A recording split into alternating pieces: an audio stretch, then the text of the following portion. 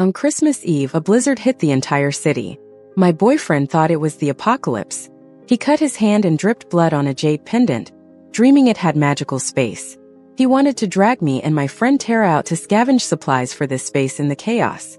I tried everything to stop him, explaining that the National Army was still functioning, so things wouldn't go all crazy like in apocalypse novels. Thankfully, he listened, didn't insist on going out, and even threw the cheap street market jade away. But our neighbor picked it up, and there was always a hot pot smell coming from their place. My boyfriend became convinced the neighbor had acquired the space through the jade, and blamed me for losing his chance to be an apocalypse novel hero. While I wasn't looking, he and Tara pushed me out of the house, leaving me to freeze to death in the bitter cold. When I opened my eyes again, it was Christmas Eve once more. Vivian, just wait. This jade I bought from the market must have space inside. I shivered to the bone and jolted awake. Outside the window with Christmas stickers, the sky was a blanket of dark clouds, and the wind howled. Snowflakes as big as your palm were beginning to fall hard. By the window, Devin, holding the jade in one hand and a fruit knife in the other, was about to cut his palm. I realized I had been reincarnated back to Christmas Eve. Last time, the blizzard blanketed the city. Within a couple of hours, snow piled up to an adult's waist. Transportation came to a halt, and everyone was in a panic as temperatures plummeted to below 10 degrees Fahrenheit. This southern town had never experienced such cold. The neighborhood group chat was buzzing. Where's the property service? We pay so much for fees. Why aren't you clearing the snow? We wanted to go to the amusement park for Christmas. Exactly. We've asked for heating repairs a dozen times. Now look, it's freezing. If my son gets sick, you'll owe us double compensation. Anyone got extra instant noodles? We're out of food and there's no delivery. Devin loved apocalypse novels and kept replaying voice messages, getting more excited. He almost cut his hand multiple times. I just watched from the couch, unmoved. But he abruptly set the knife down, came over and hugged me. Vivian, aren't you going to stop me? I stood up from the couch, dodging his touch. Last time I did stop him and ended up freezing to death. This time I wasn't just going to not stop him, I'd encourage him. You want to be the apocalypse hero, right? Do it right. I grabbed the knife from the table and handed it to him. Why stop you? You're the hero. This is your golden ticket. Who'd pass up on trading some blood for magical jade space? Only a fool. He hesitated, scrutinizing the jade. Is there really space in this? Every hero's jade has space, yours does too. If you don't want to do it, I will. But then the jade will recognize me. I pretended to cut my own palm. Predictably, he quickly took the knife back and held onto the jade, afraid I'd take it. Vivian, I don't want you to bleed. I'll do it. Looking at his still handsome face, I wanted to throw up. Why did I ever like someone like him? He bit his lip and, under my hopeful gaze, made a small cut on his palm. He squeezed out a drop of blood onto the jade. Unsurprisingly, the jade did nothing. His face filled with disappointment. That's too little, it doesn't even count. He hesitated, contemplating the knife again. Let me help you. I grabbed the knife from him and deeply slashed his palm. Blood gushed out. Vivian, are you crazy? Before Devin could react, Tara's voice echoed. She rushed over from wearing my clothes, straight from my bed, and wrapped her arms around my boyfriend, concerned over his injury. Really, Vivian? How lucky you are to have such a handsome, caring guy like Devin, yet you'd slash at him. Seeing them so close, I wished I could knife them both. Tara had been my friend for over a decade. I always thought men were like clothes, but friends were what mattered most. Whatever Tara wanted, I'd never denied her. Never expected her to team up with Devin and push me out of my own home. When she shoved me out last time, this was exactly how she gloated, clinging to Devin. Vivian, you think every time you help me is doing me a favor? I'm the one doing you a favor. Helping you use up what you can't, and keeping your image afloat. If you actually wanted to help, you'd sell this house and buy me one in my name. That would be real help. You're just fake nice. End of the world, you're just a villain, die already. The house, the man, they're mine now. I died freezing watching her smug face. Vivian, you zoned out? Get the first aid kit quick, Devin's hurting. Don't you care he might get tetanus? Useless. Tara was still clinging to Devin, barking orders at me. I took a deep breath, glancing at the blood-soaked yet unchanged jade pendant in his hand, thinking a mile a minute. One wants to be the hero, the other a damsel. They deserve to be together. Forever. I collapsed, shouting, pointing at Devin's blood on the floor. Sorry, I faint at the sight of blood. Tara rolled her eyes, useless. Where's the first aid kit? I'll get it. There's no first aid kit at home. Gotta go out and find someone to trade with. Seeing me wobbling around holding my head, she complained impatiently a few more times, then gently said to Devin, Devin, you just stay here, okay? Your girlfriend's being useless, so I'll go find someone to trade with. I know you'll be the main character in the apocalypse. These small challenges early on, I can help you overcome them. Right now, I can still handle the temperature. Plus, wasn't it written in the novel that only those daring to go out early on would truly survive and gain the golden finger? Devin, touched, looked at her. In times of crisis, I realize you're the most reliable one. It's so cold out there, let me go with you. He then glanced at me with disdain and said, Vivian, an apocalypse is coming, and you can't keep being so dramatic. The jade pendant's already got blood on it. It'll soon recognize its owner. If you can hold on and come with me to find medicine, the spot of being my wife is still yours. I glanced at the thermometer on the wall. -23 degrees. I simply let out a dramatic oof and pretended to faint on the ground. Two die-hard fans of apocalypse novels together, that's something. Seeing me like this, Devin and Tara wrapped up in all the thick clothes from my room. Then they ate all the cookies and bread I had. Finding nothing else to loot, they angrily slammed the door on their way out. Vivian, don't regret your choice today. Devin threw one last harsh remark, and Tara took the opportunity to kick me. As soon as they left, I immediately got up from the floor. I changed the code on the electronic lock and dragged the shoe cabinet, wardrobe, and sofa over to block the door tight. Meanwhile, there were already messages from them in the homeowners group chat. Who has medicine? I have space. Anyone willing to help my Devin now? I'll repay tenfold. This is your chance to pledge allegiance to me. You must understand, only by sticking with the main character can you ensure your survival.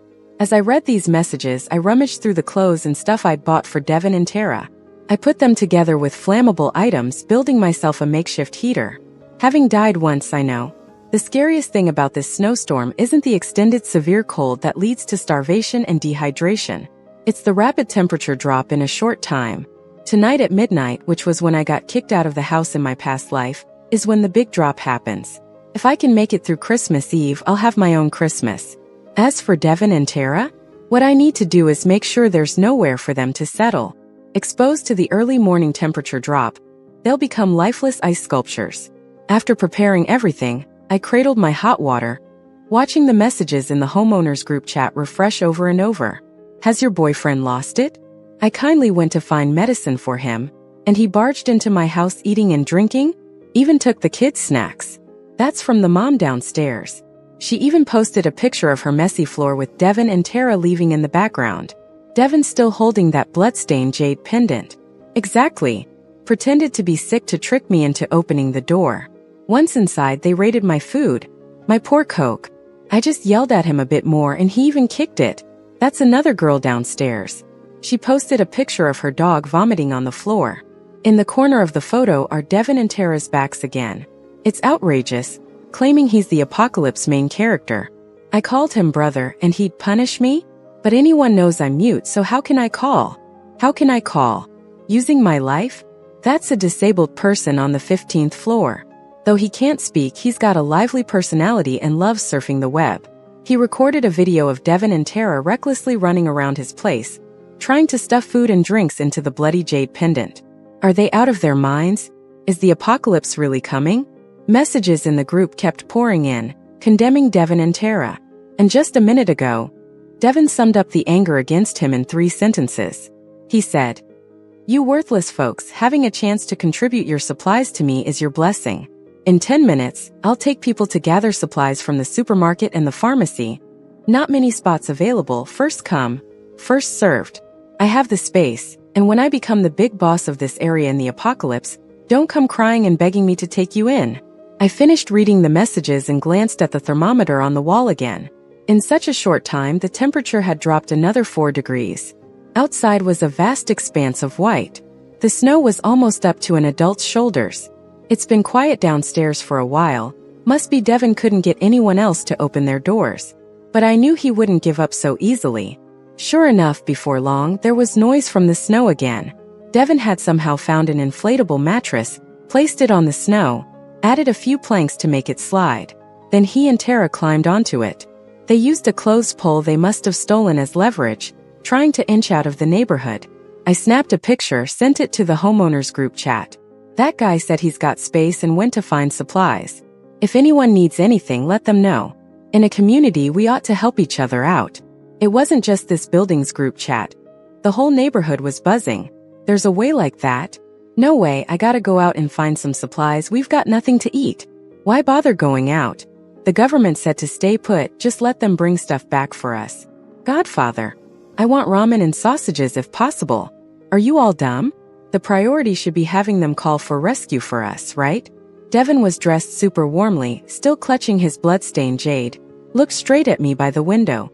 With the apocalypse nearly here, everyone should fend for themselves. I'm only going to organize one collection. Since you all aren't coming out, don't blame me for being ruthless when I become the big boss in the apocalypse. He looked at me coldly and arrogantly. The sound wasn't that loud, but it was super clear in the quiet snow. When he said that, people started getting all loud. Doomsday? Is it really coming? Before he said he had some extra space, but look at all those bags he's carrying. Does he look like he's got extra space? Better to believe it than not, right? Let's start preparing anyway. They slowly moved out of the neighborhood, and countless eyes were glued to their backs. I raised my glass towards him and Tara's backs, slowly pouring out the now cold water onto the ground to see them off. The neighborhood fell silent again. But in the shadows, countless evil seeds quietly began to hatch. Devin, always wanting to be the hero in an apocalypse, forgot one basic rule. In Doomsday, the head bird gets shot first. I snapped back to reality, ready to stash whatever useful stuff I had in the small bedroom. 'Cause I remembered another simple rule. Smaller spaces keep heat better. My parents passed away early. This house, 1801, is the only memory left from them. But Devin's always trying to convince me to sell it, saying the location sucks or it's not in a school district, which would be a hassle if we ever got married and had kids. He kept saying we should sell it. He'd throw in some extra money and we could buy a nicer place. Of course, the new deed needed his name on it. I saw through his nonsense right away, so I never agreed. Told Devin twice we should split, and slowly he stopped bringing it up. Then he started buying me flowers, gifting me bags, and staying humble until I reluctantly agreed to stay with him. Around the same time, Tara couldn't straighten out her work life. Being too picky and not finding a job. I had an extra room in my place, so the three of us ended up living together. She washed a dish the first day. After that, she couldn't even see the trash. I bit my tongue, hoping to talk to both of them seriously after Christmas, and let them know they should find another place to live. But then the blizzard hit, showing me what kind of people they really were. Parasites, bloodsuckers. As long as they get what they want, nothing else matters. With that thought, I ran to the front door again, thinking just blocking it with heavy stuff wasn't enough.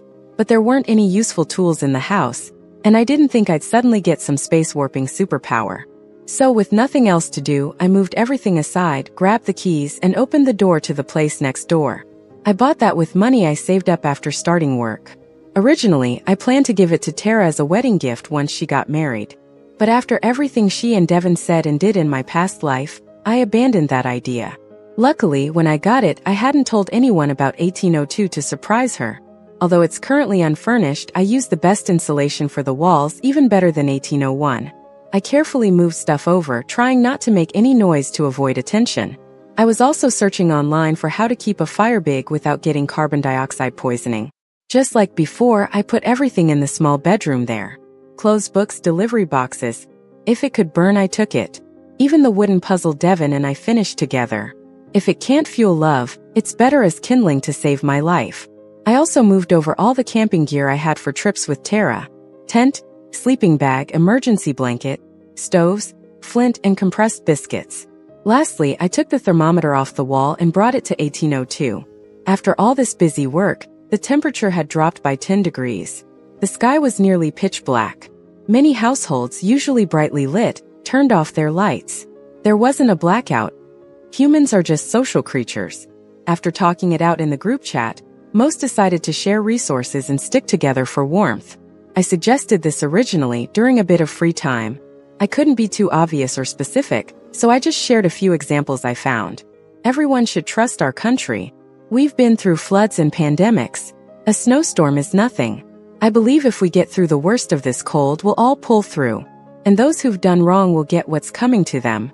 Even Devin and Tara, out scavenging for supplies, replied. Devin, laughable. Tara, foolish.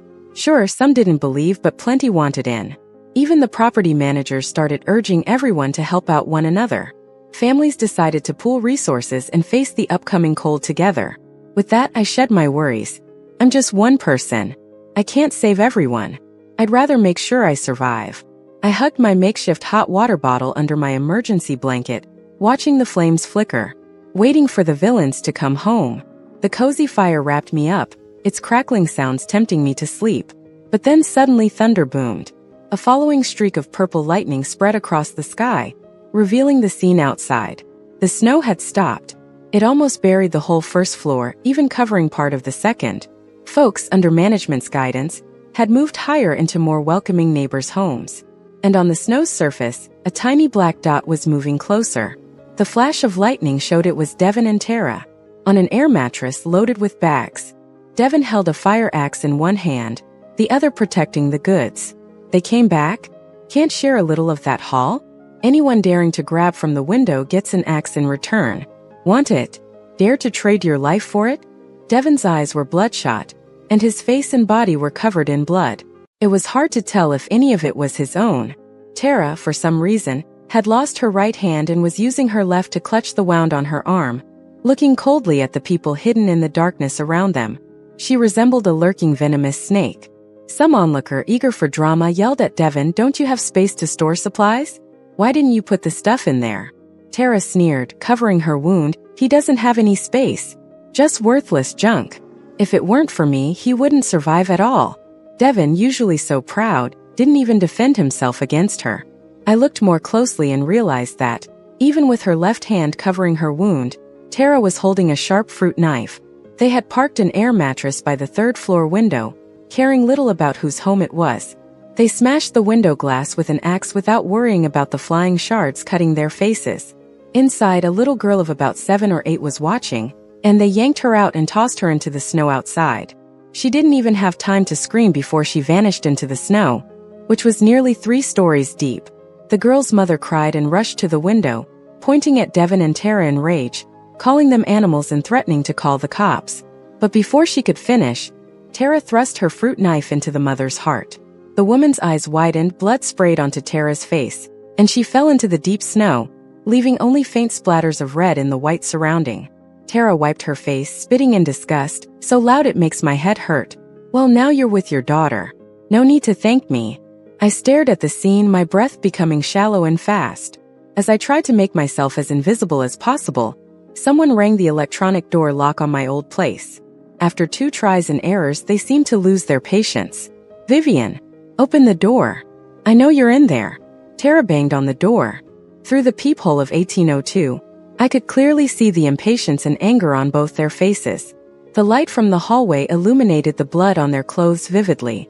The blood-stained supplies lay not far from their feet, waiting to be brought into my home. Tara had once tended to Devin with concern, but now Devin was carefully managing Tara's mood. I didn't know what had changed between them, but Devin smashing glass and throwing children, and Tara willing to kill, made it impossible for me to imagine what they'd do to me if I were in that house.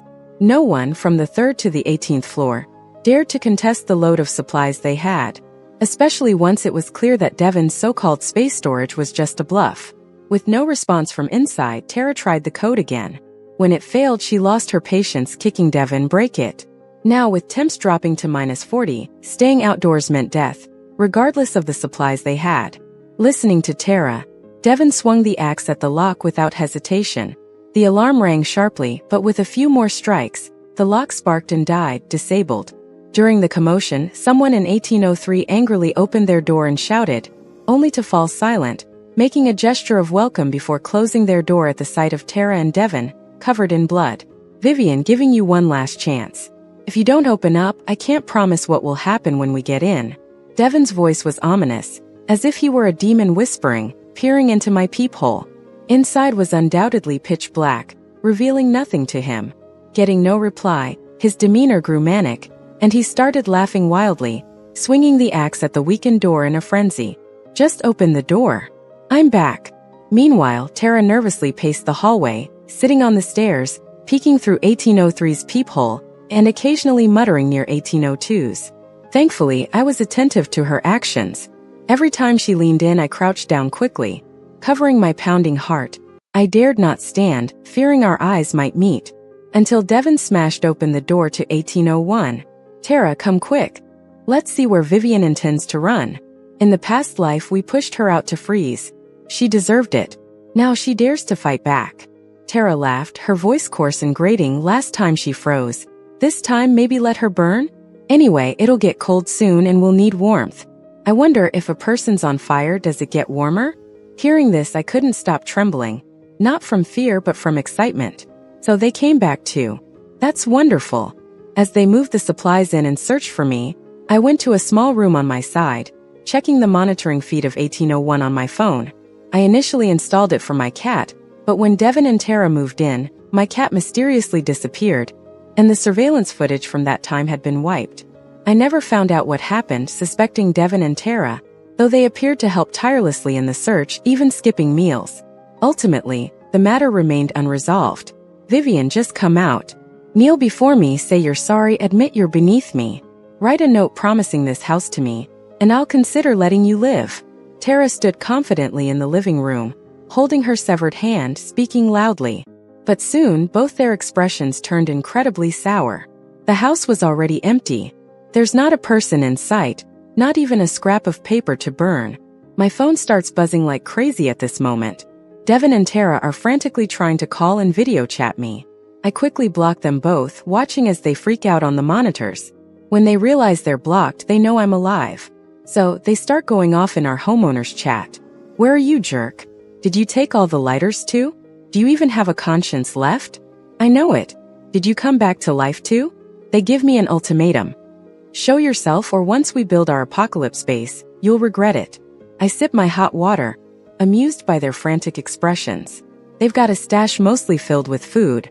Sure, there's some burnable stuff like cardboard and newspapers, but no lighters or flint. I cleaned out my place, 1801, left them without even a match to light a birthday candle. It's 11:45 p.m., just 15 minutes till Christmas Eve ends, and 15 minutes till the brutal cold hits. Surrounded by all these burnable materials, I cozy up by the fire, snuggle into my emergency blanket, and send a video to the homeowners group. It's a clip of Devin and Tara tossing that mother and daughter off the building. Conscience. Compared to you, I have plenty. Also, I trust in our government. Neighbors, make sure you have something to keep you warm. Let's hope we can all celebrate Christmas tomorrow. When I send that, Devin and Tara launch into a tirade in the chat, but I ignore them. Meanwhile, the video goes viral in different groups, eventually hitting the news. Among the outrage, officials quickly declare an investigation. But Devin and Tara couldn't care less. They're desperately searching for something to start a fire. They know better than anyone how cruel the coming cold will be. Suddenly, I get a text from an unknown number. Vivian, can you tell me where you are? It was Tara who pushed me to throw you out last time. I never wanted to. You're the one I truly love. When I remembered everything today, I tried to leave Tara and save you, but she's back too. I couldn't escape. I really miss you, Vivian. Can we meet so I can apologize in person? After we survive this cold, I'll make you the first lady of my base. I glance at the monitor and there's Devin, arm in arm with Tara, angrily sending messages to me. I can't help but laugh. I snap a pic of the screen and send it back. Holding another woman while claiming you love me? Devin, you and Tara deserve to freeze together. Tara starts freaking out and rushes to my door, screaming, Vivian, I saw your deed in the drawer. This place is yours too. She's screaming like a banshee. Devin joins her, grabbing an axe and slamming it against the door over and over. Each thud feels like it's pounding against my chest. I fight off the shivers and barricade the door with whatever I can find. The door to 1802 isn't that strong, still the one from the original construction. Not like the fortified and frequently maintained door of 1801. I wonder if my door can hold them off for even 2 minutes. It's 11:57 p.m. now. In less than 3 minutes, the extreme cold will sweep through like a tidal wave. Devin and Tara are relentless. Soon the door lock splinters. With one powerful kick from Devin, it crashes down. Seeing the glow of fire flickering through the small gap, they let out triumphant cackles. Finally, we found you. The screech of the axe scraping across the floor pierces through the wood. chilling me to the bone. I never thought Tara would have seen the title deed for 1802. No wonder she suddenly wanted the place. It's already 11:58 p.m., and they've got an axe. Breaking in would be all too easy. I grip my camping shovel, which I bought for digging wild veggies, and wait silently by the door. Despite them losing their minds outside, I refuse to let them humiliate, assault, or destroy me. Vivian, open the door. Devin, who once said he loved me every day, swings the axe at the flimsy door of my room. But the heavy thud never comes. Instead, I hear the axe hit the floor and Devin swearing. Why did the axe break now?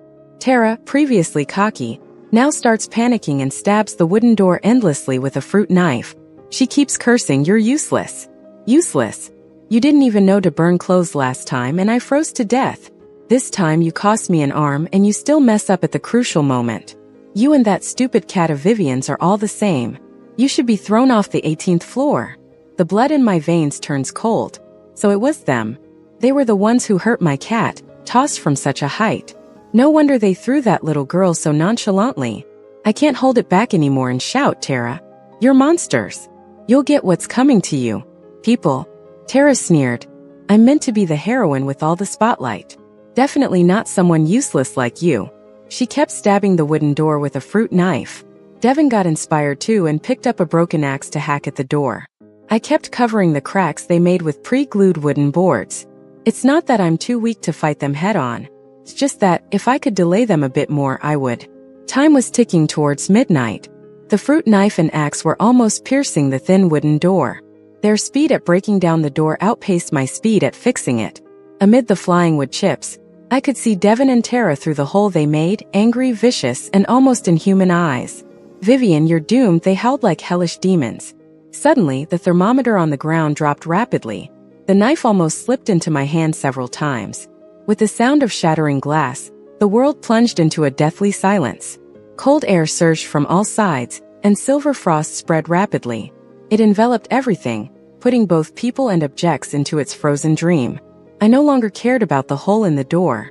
I quickly sat by the fire pit and threw anything flammable into the almost extinguished fire. Devin's love letters to me, Tara's cross-stitch, and our Polaroids from trips. The silver frost had reached all around me but was held back by the flickering fire. Only the carbon dioxide from the burning fires escaped through the cracks made by Devin and Tara. I stayed up all night like that. I burned nearly everything I had at hand. In the end, I even threw in my own emergency blanket. When the first light of dawn appeared, the silver frost began to fade away. I slowly stood up and looked at the snow-covered world outside. The sunlight on the tall buildings looked like golden mountains. I exhaled heavily. The silent phone suddenly buzzed. Someone in the neighborhood group asked, "Are you still there?" I pressed the input key heavily and typed, "Here." Half a second later, my phone buzzed uncontrollably as countless people responded in the chat. Like lively warm spirits. Finally, I couldn't hold back anymore. I cried under the rising sun. After I cried enough, I opened the door. I looked at the grotesque ice sculptures of Devin and Tara outside and after a long silence called the police. I gathered my belongings and walked past them. "Merry Christmas," I said to myself. The end.